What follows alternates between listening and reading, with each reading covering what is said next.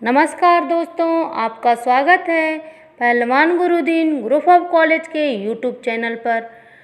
मैं प्रोफेसर रंजना श्रीवास्तव, पहलवान गुरुदीन महिला महाविद्यालय से मैं एक बार फिर उपस्थित हुई हूँ आपके समक्ष समाजशास्त्र का नया टॉपिक लेकर।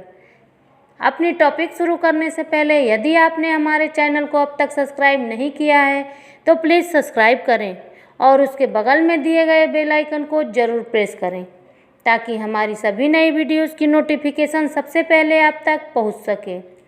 दोस्तों, लाइक और शेयर भी ज़रूर करें। आइए चलते हैं आज के टॉपिक पर।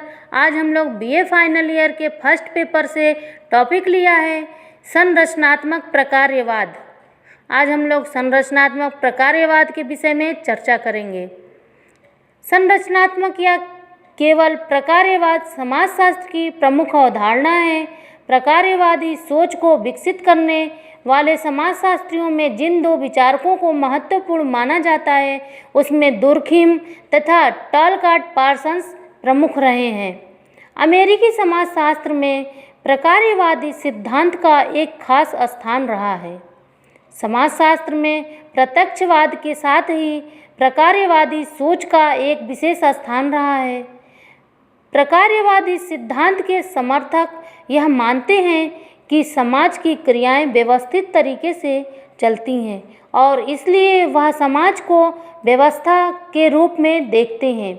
सामाजिक व्यवस्था को व्यवस्थित रूप से चलाए रखने में विभिन्न तत्वों के बीच आत्मनिर्भरता पाई जाती है। समाज के ये विभिन्न तत्व एक संपूर्ण व्यवस्था का प्रतिनिधित्व करते हैं। अतः समाज एक संपूर्ण व्यवस्था है जिसके व्यवस्थित स्वरूप को बनाए रखने में विभिन्न समूहों तथा संस्थाओं का महत्वपूर्ण योगदान होता है। समाजशास्त्र में प्रकार्यवादी सिद्धांत के जनक इमाइल दुर्खिम को माना जाता है, जिन्होंने यह बताया था कि समाज में एकता बनाए रखने के लिए धर्म नैतिक आधार प्रदान करता है। धर्म के आधार पर समाज के नैतिक मूल्य समाज के एकाकी स्वरूप को पुष्ट करते हैं, जिसमें श्रेणी समाजशास्त्र संबंधों में प्रकार्यात्मक मनोविज्ञान इमाइल दुर्खिम, प्रकार्यात्मक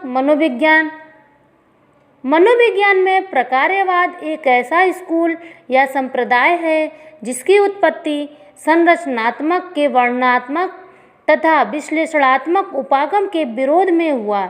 विलियम जेम्स के द्वारा प्रकार्यवाद की स्थापना अमेरिका के हार्वर्ड विश्वविद्यालय में की गई थी, परंतु इसका विकास शिकागो विश्वविद्यालय में John Dewey, James R Angell तथा हार्वे ए कार के द्वारा तथा कोलंबिया विश्वविद्यालय के ई.एल. थॉर्नडाइक तथा आर.एफ.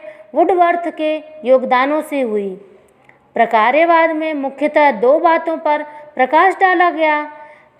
पहला, व्यक्ति क्या करते हैं तथा दूसरा, व्यक्ति क्यों व्यवहार करते हैं।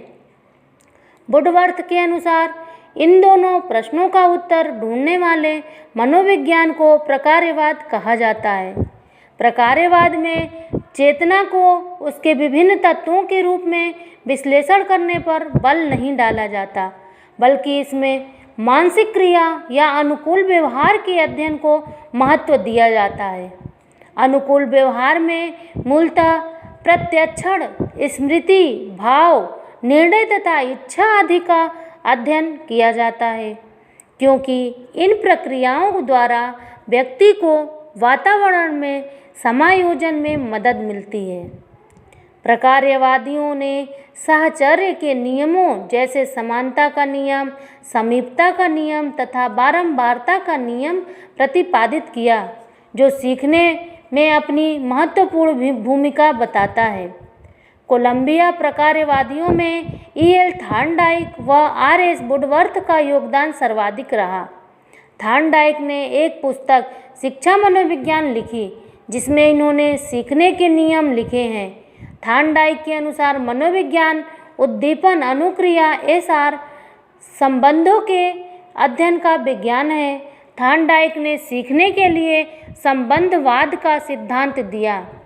जिसके अनुसार सीखने में प्रारंभ में त्रुटियां अधिक होती हैं, किंतु अभ्यास देने से इन त्रुटियों में धीरे धीरे कमी आ जाती है। वुडवर्थ ने अपने प्रकार्यवादियों के समान मनोविज्ञान का चेतन तथा व्यवहार के अध्ययन का विज्ञान माना। इन्होंने सीखने की प्रक्रिया को काफ़ी महत्वपूर्ण बताया, क्योंकि इससे यह पता चलता है कि सीखने की प्रक्रिया क्यों की गई। वुडवर्थ ने उद्दीपक अनुक्रिया के संबंध में परिवर्तन करते हुए प्राणी की भूमिका को महत्वपूर्ण मानते हुए उद्दीपक प्राणी अनुक्रिया संबंध को महत्वपूर्ण बतलाया। आज के लिए इतना ही दोस्तों। नमस्कार, धन्यवाद।